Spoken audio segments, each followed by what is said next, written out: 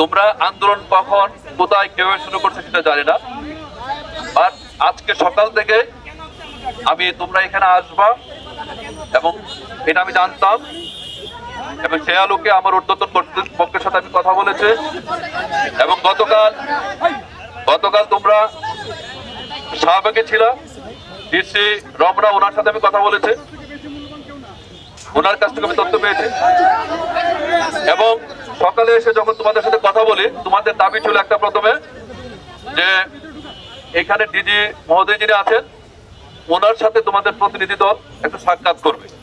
এই বিষয়টা, এই যে তোমাদের যে নিয়োগ প্রক্রিয়া তো অনেকগুলো ধাপ শেষ হয়ে গেছে, এখন শুধুমাত্র নিয়োগপত্র এটা বাকি, এটা ইস্যু করা।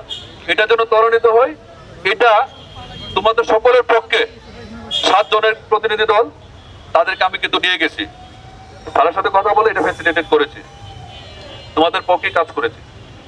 এবং আমার আহ্বান ছিল তোমরা এখানে ধৈর্য ধারণ করে থাকবে, কোনো ধরনের বিশৃঙ্খলা সৃষ্টি করবে না। এবং তোমাদের প্রতি আমরা ধন্যবাদ জানাচ্ছি, তোমরা কোনো ধরনের বিশৃঙ্খলা এখনো পর্যন্ত করো নাই।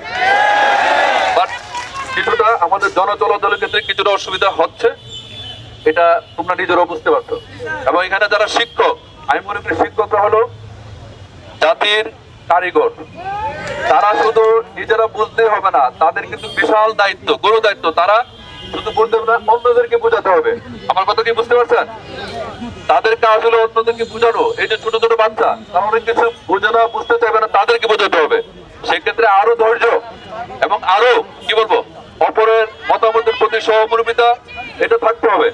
আচ্ছা, এরপর সেকেন্ড ফেজ আরেকটা ছিল, যে গতকাল আমি যখন বললাম যে এটা তো আসলে ডিসাইডেড অলরেডি, মন্ত্রণালয়ের পক্ষ থেকে মন্ত্রী মহোদয় আশ্বস্ত করেছেন যে এটা বাকি প্রক্রিয়াটা স্বাভাবিকভাবে দ্রুত গতিতে শেষ করবেন। তখন বলতেছিল যে হ্যাঁ, এটা যে বলছি এটা তো আসলে আমরা লিখিতভাবে জানি না, প্রমাণ নাই, অনেক সময় ফেক নিউজ করে।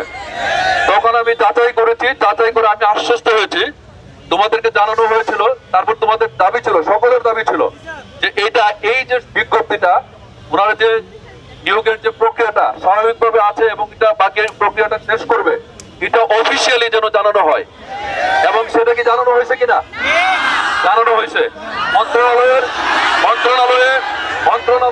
মন্ত্রণালয়ে কিন্তু বিজ্ঞপ্তি দেওয়া হয়েছে। এখন আমরা ভাই কত পরিষ্কার, এখানে এই স্বাভাবিক প্রক্রিয়া অনুসরণ করার পরেও কেউ যদি এখানে অনাকাঙ্ক্ষিত পরিস্থিতির সৃষ্টি করে, সেই ক্ষেত্রে কিন্তু আমরা জনগণ, জানমাল, সরকারি সম্পত্তি রক্ষার স্বার্থে সেটা কিন্তু আমাদের আইনানুগ ব্যবস্থা কিন্তু আমরা গ্রহণ করব। আমি শুধু এটা বলতে, আমি তোমাদের কাছ থেকে সহযোগিতা প্রত্যাশা করে, তোমরা যে দাবি দিয়েছো, স্মারকলিপি দিয়েছো, এটা এখান থেকে যাবে। মন্ত্রণালয় অলরেডি অফিসিয়ালি ঘোষণা দিয়েছে, সেটাও ভিজিবল, আস্তে আস্তে একটা সময় লাগবে, সেটা ভিজিবল হবে।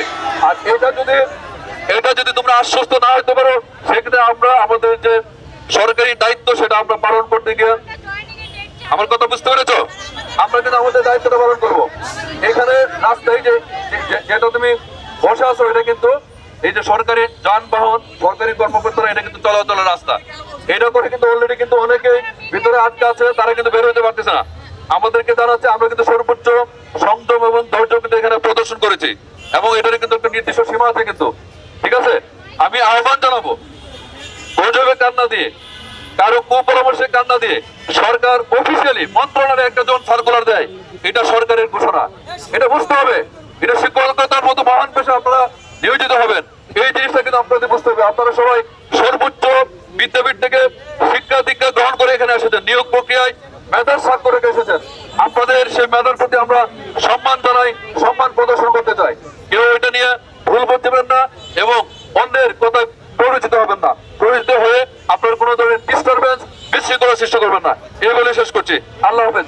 এবং আমি বলতে চাই, আপনাকে 10 মিনিট সময় দেওয়া হলো, 10 মিনিটের মধ্যে আপনি জায়গা খালি করে দেবেন, 10 মিনিটের মধ্যে জায়গা খালি করে দেবেন, 10 মিনিটের মধ্যে আপনার জায়গা খালি করে দেবেন।